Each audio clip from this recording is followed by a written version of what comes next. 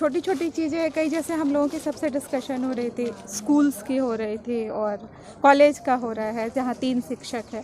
हम लोग बिल्कुल विकास की बात करेंगे। महिला प्रत्याशी है और एजुकेटेड है, तो हम लोग चाहेंगे कि महिलाएं भी आगे आएँ।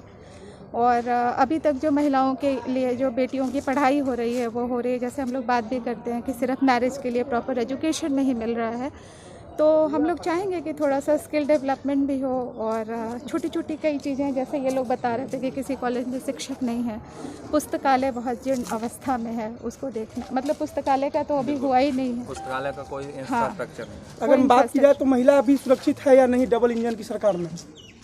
देखिए, हम इस पे कोई बात नहीं करेंगे सुरक्षा, और हम लोग ये कोशिश करेंगे कि जो भी समस्याएं हैं उसको हम लोग इतना महिलाएं सेल्फ इंडिपेंडेंट और इतना अच्छा, और कई प्रशासन इस तरह से मजबूत हो कि थोड़ा महिलाएं आगे आ पाएँ। मैडम, जिस विधानसभा क्षेत्र से आप नॉमिनेशन दिए हैं अपना, जी, उस क्षेत्र में पहले से बहुत बड़े बड़े नेता जैसे अनिल शर्मा, सिद्धार्थ शर्मा आपके अगेंस्ट में चुनाव लड़ेंगे, उनके बीच में कितना मुश्किल लगता है आपको जीतने का? सर, हम राजनीति की बात ही नहीं कर रहे हैं, हम तो राजनीति में आ चुकी हैं आप ऑलरेडी। राजनीति की हम विचारधारा परिवर्तन की बात कर रहे हैं, हम प्रोग्रेस की बात कर रहे हैं। ना हमारा कोई राजनीति से लेना देना है कि राजनीति का मतलब है कि हम कोई इश्यूज़ बनाए या कुछ बनाए। हमारे लिए है कि हमारे पास जितनी समस्याएं, हम एक जो है उसमें जो भी प्रॉब्लम्स है हम उसको निदान करें। लोगों की समस्याएं दूर करने के लिए आपको तो सत्ता में आना जरूरी है।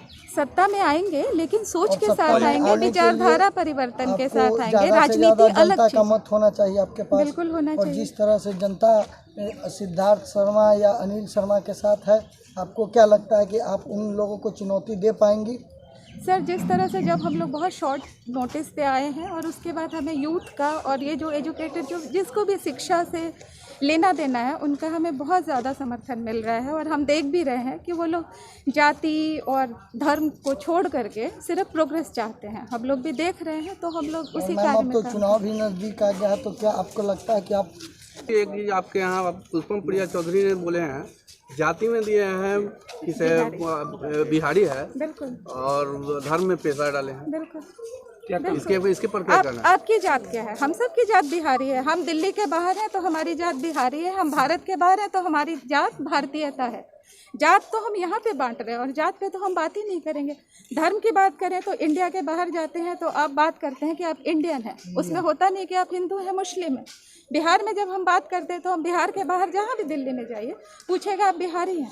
बिहारी को आप किस तरह से प्रस्तुत करते हैं, हमें प्रोग्रेस दिखाना है। हमें बिहारियों को दिल्ली में जाते हैं और सड़क पे कोई लड़का चलता रहता है और वो असभ्य भाषा में बात करता है तो कहता है वो बिहारी है। हमें बिहारी गाली को एक सम्मानित ढंग से बिहारी नागरिकों को प्रेजेंट करना है। धर्म और जात की तो हम बात ही नहीं कर रहे हैं। आप अपने समर्थकों के लिए क्या संदेश देना चाहिए? एक विचारधारा परिवर्तन की घड़ी है। हम लोग सब साथ नवयुवकों के साथ चेंज इन मतलब बिहार को प्रोग्रेस के लिए आए हैं। शिक्षित सारा का सारा साफ छवि वाले उम्मीदवार आए हैं। हम चाहते हैं कि इस विचारधारा परिवर्तन की घड़ी में सब लोग एक साथ हो जाएं, धर्म जाति इन सबको छोड़ करके आगे बढ़ने की बात करें, बिहार तभी बदलेगा। मैम, आपकी पार्टी का स्लोगन है लेट्स ओपन बिहार, इसका मतलब क्या है? क्या लेट्स ओपन बिहार आपकी पार्टी का स्लोगन है कि Bihar has been lockdown since 13 years, let's open Bihar, इसका स्लोगन का मतलब क्या है? सर, लॉकडाउन का कोई मतलब नहीं है। लॉकडाउन है कि हमारी जो सोच है हमें उसको परिवर्तन करना है। लॉकडाउन का मतलब यही है कि विचारधारा के परिवर्तन की बात कर रहे हैं, तो हम लोग माइंड को ओपन करें, हम लोग माइंड को ब्रॉडन करें। आए दिन महिलाओं की समस्या सबसे ज़्यादा देखने को मिलता है। महिलाओं के लिए क्या कुछ करेंगे आप अपने क्षेत्र में? सर, हम तो महिला हैं और हम भी आपके बीच के हैं और बहुत छोटी जगह से आए हैं और उसके बाद एक शिक्षा के साथ एक अपने आप को प्रतिष्ठित किया है, समाज में स्ट्रगल किया है। हम भी चाहते हैं कि हर महिला अपने में इतनी सेल्फ इंडिपेंडेंट हो कि उनको बोलने का, उनको काम करने का अवसर प्रदान हो। जहाँ पे हम भागीदारी की बात करते हैं, देखिए ना कितनी महिलाएं हैं यहाँ पे, एक भी महिला हमसे इंटरव्यू नहीं लगी है क्योंकि वो इतनी ओपन नहीं है।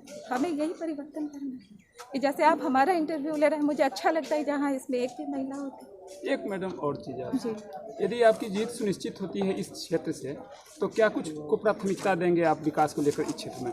हेल्थ को देंगे, शिक्षा को देंगे, इंफ्रास्ट्रक्चर जो है कई स्कूल्स वगैरह एजुकेशन उसको देंगे।